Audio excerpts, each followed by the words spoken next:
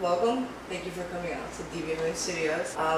Really love your work. I would love for you to tell us about your work. Give us a little info about yourself, how you come about this, what inspires you, like what keeps you going on it.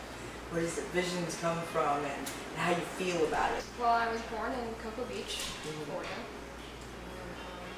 right after I was born, my dad was stationed in Hawaii, so we moved there. We lived there for 5-6 years, and then moved to Colorado Springs. Lived there for 4 years, and then moved back to Florida. So I guess you could say I'm from Florida, but I've been to many different ranges. Different ranges, beaches, snow, and the beach, and then. So how, when did you get started? Actually, I started discovering that I could actually draw when I was about 5. I started out with coloring books. My parents used to just I'd go through coloring books just crazy. Did you color inside or outside the lines? My favorite thing to do is actually taking a black crayon and then just scribbling and then coloring each individual little scribbles. Do you go a lot by patterns or by colors a lot? I actually go a lot by colors. Yeah. For those pieces. Now, how many mediums do you say that you work with? Well, I like to work a lot with oils because it's easy to blend and create colors that way too. But so I work with oils. I work a little bit with acrylic, but mostly oils, Prismacolors. I do ink and watercolor.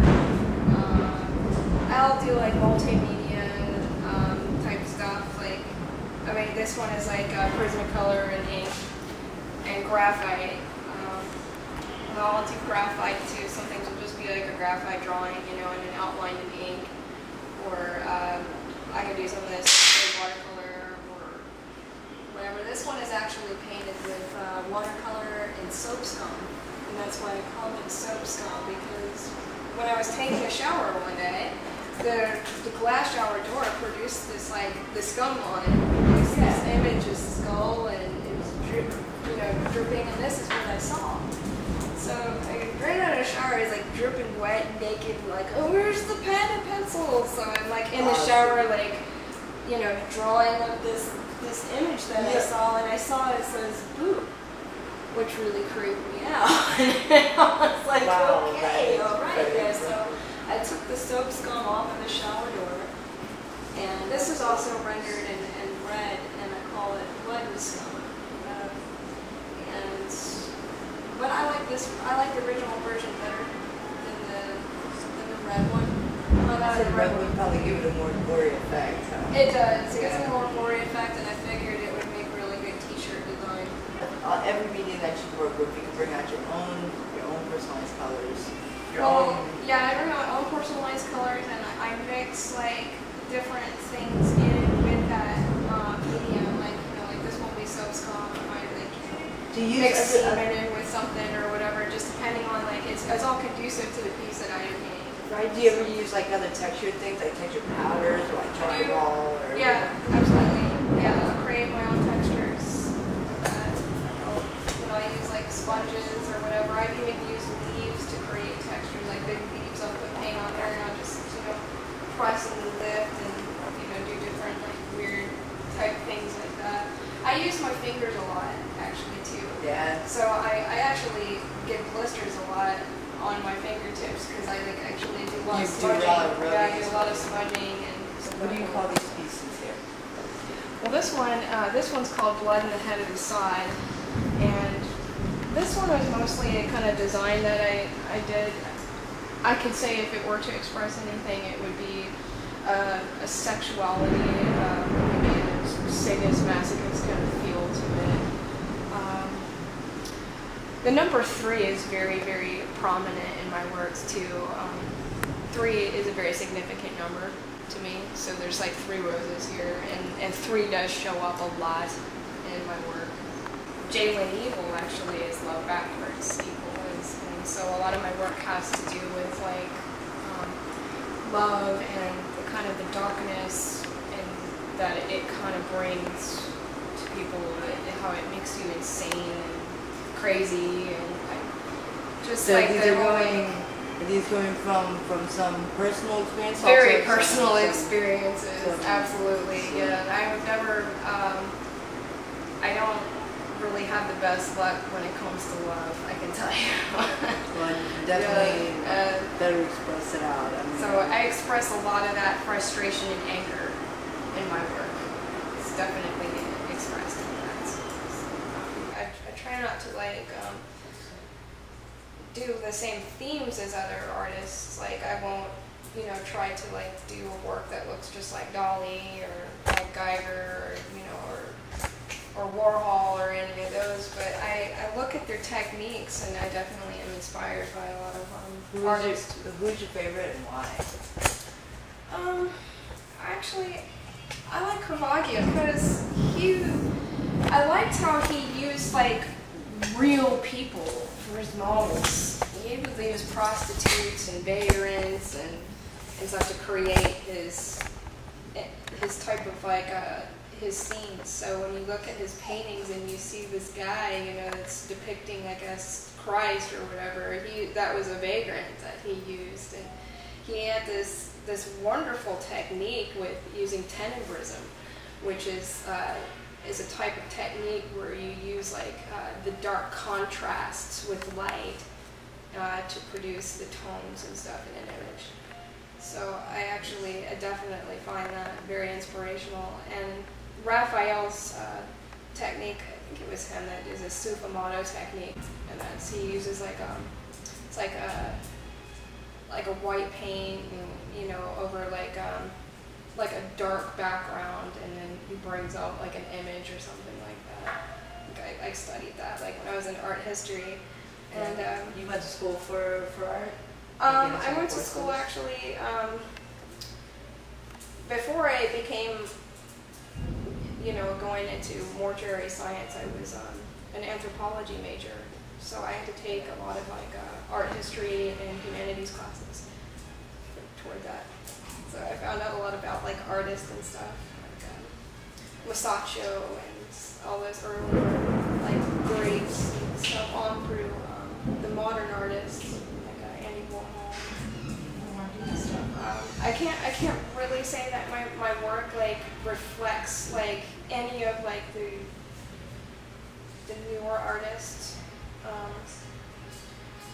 I don't really try to copy other artists. I kind of just have like this thing in me that just kind of comes out. It's my own thing, but I do kind of like, I do borrow techniques and I do study techniques. That's what I believe it is in making like with the inspirations of others, but being able to create a blend of that together, to say what you're trying to say, what you're trying to express. And especially like I love how you can go between, like I said, the many different mediums that you can, and still be able to use your own technique, to blend. If there are 5 words to describe you, how would you describe it? How would you describe you? How would you describe your art? And then it's you. 5 words, some words, and why. 5 words that would describe me. Well, patient would be one. It does take patience to do what I do too, as it does with any artist, I'm sure. I kind of slack sometimes. I'll start something and I get like really involved, and then I'll kind of give it a rest. My brain will start to hurt, and then I'll just be like, okay, let me just like off your hands for a second. Just kind of refresh myself or whatever. And I go in between like art and writing, so. Sometimes I like get an idea for a story while I'm painting, and I'll be like, oh, I gotta write that down, and so so as I see that would be like another word, distracted. Patient and distracted. Patience and distracted. Patiently distracted. Yeah, I don't know if that makes any sense. No, it works because it's where everything is coming from. The other 3 words. We don't need censors on here, not kidding. Well, and that would reflect my art. I guess you could say I'm a very sensual person. I do have a lot of passion, very passionate, for sure. art does like have like a dark passion into it. I love the color blue. Blue shows up a lot too, so I don't know if that would be. I mean, I'm not depressed, you know, but there's a certain element, you know, a certain emotion that definitely comes out in my work, and I think that blue reflects that emotion a lot. And actually, I think a lot about Picasso when I like do that type of work. I think about Picasso's blue period and the type of subject matter that he had in his blue period too. So, like a lot of like people and different like situations. Maybe like the traveling man or the guy on the side of the road, you know, or playing his guitar for money or you know whatever. He uses a lot of blue and a lot of different tones and of that. Definitely use color to express like certain emotions in any particular piece. What's your favorite color for emotion? My favorite color for emotion is definitely blue. Okay, so we have patience, we have distracted, and we have blue. So, 2 more words. Horror. Horror. I think a lot about horror. I'm into a lot of. Are you more into the do you do like literature horror, or do you like do movie horror, or actual like supernatural horror? I love supernatural horror, but as far as my artwork is concerned, I would say it's more like I use a lot of blood and skulls and stuff. That macabre. Do you do like textured blood? Yeah, I do the textured blood. You know, like I'll do like the drips. This actually is a textured blood drop right there. And some of these drops kind of like have the textured drip blood on there. So I do like to do that. Kind of try to make the blood look like there's actually blood or something like that coming from it if I can help it. That is coming out of painting the right itself. Yeah. The question is who's bleeding? Who's that coming from? Where is it coming from is the mystery on that one. I definitely like to have people have an imagination and think, you know, for themselves when they see my work too. Right. So I kind of give people that opportunity to be able to see what I'm trying to express, but also to be able to think within themselves as well when they see that and come up with something. I love to hear different answers. Right, different interpretations. Different interpretations of what they see. Especially coming from what you were originally trying to portray. Very nice. Alright, horror. We gotta go. One more. Best describe how you tail all of your art together. You know what? I'd have to safely say that a lot of anger. I do have a lot of anger that does come out when I draw art. A lot of times I'm just pissed off when I paint, and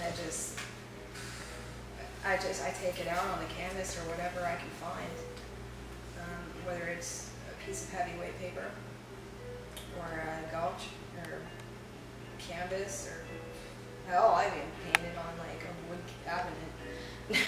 Painted on walls, you know. If I got a bunch of balloons with paint in them, and I pissed you off enough and put you in a room, would you do anything you can to pop those balloons and like splatter paint everywhere that you could? Well, yeah, and I would use the balloons too. I'd pop the balloons, and then I would actually probably create some kind of collage with the paint and the balloons actually. Right, because you can get the balloons to stick to it, okay? Yeah, the paint would work in that way. Especially acrylic or something to that nature, for sure. Yeah, I could actually do a collage. I should do a collage for you guys with some balloons and some paint. Different colors. That would be definitely awesome. Yeah, that's an idea right there. I can inspire. I get really idealistic and stuff too. So I mean, anger really, it's something that I express with pieces that like are very expressive with love. I definitely have this kind of like dismal attitude when it comes to like the whole love thing. But you know, just like you mentioned, the balloons and the paint. I mean, I got like, wow, that's a great idea. So I get really excited, you know, too. So there's, I guess you could say the next word is emotional. I get very emotional when I do art.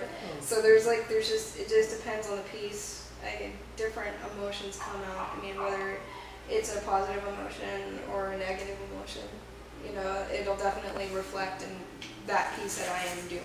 The series that this one and this one and this one comes from is called Skeletal Evil series. I'd have to say that there's really no specific meaning behind that. I mean, not everything has like a specific meaning. I just get these like, a lot of times I'll like have like a weird dream or something, and there's like images in my dream, and then when I wake up, you know, I'm like, gotta get that out of my head. That was really cool. Now, do you remember the dream and the visual, the residual of it for a long period of time, or do you have to get it down like right away?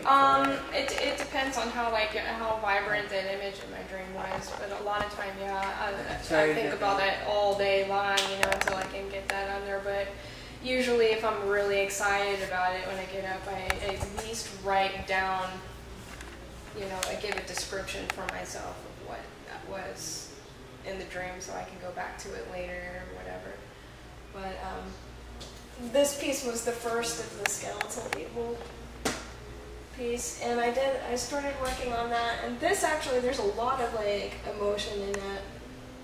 When I started working on it, I was angry, and I started out from the bottom up, and I started with this goblin thing, and then I started to kind of feel better for some reason after. Well, it just expresses all like all my demons, really, and then like overcoming it, you know, the eye, and just kind of going through this like change and this like going into the enlightenment kind of process. You definitely feel it coming through. I like that. With all your pieces, there's something always outreaching to you. I do try not to just like limit myself to like one type of thing. You know, I definitely like to keep people on their toes when it comes to my art, and keep myself on my toes, and not get too into it. You know, I don't want everything to be skulls. So yeah, I do have like the skeletal series, and then I'll have like the clock one back there is one of a series called Back to Nature, which is like a surrealistic landscape kind of thing that has like subtle macabre elements in it. There's actually like a hidden skull in there. But people have to kind of look for it, you know. I want people to look at my work and see different things and see faces, and everything just takes a lot of time. I keep getting ideas, so it's gotta be fun, like all dirty and well, I paint in a hospital gown, so yeah. So I don't really get like paint on my clothes or anything. Plus, I like to feel it, feel insane. You know, in a little hospital gown. When we do the paint and the balloons one, we'll put you in like a nice like clean white dress, whatever. So when you go all wild with the paint, you just have a spot of art dress. That'd be great. Sure. So that'd be cool. So. Like I said, I can't wait, we can't wait. We'll be putting up everything up for you of all your awesome work. But one more favor, would you mind doing a favor for us? No, absolutely not. You want me to sit on a balloon, don't you? Yes, I wish you blow it up. I want you to blow it up. I want you to play with it. Yes. I want you to pop the hell out of it any way that you would like. Oh my goodness, I'll put it between my legs. This is for all the demons, for all the demon art, for your wicked art, for everything.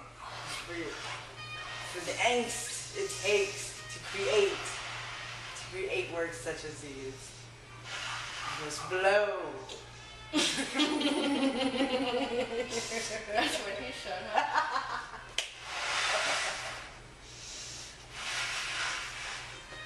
There it is, that's just pretty good. Right? I got that. Yeah, I was looking for the penis balloons, but I couldn't find any. That would have been fun. We did talk about that. Yeah, I was like, oh, some penis balloons. Okay, this is gonna hurt my ass.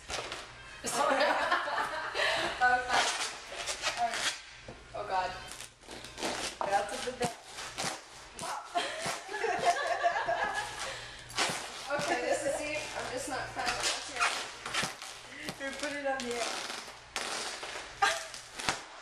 There it goes.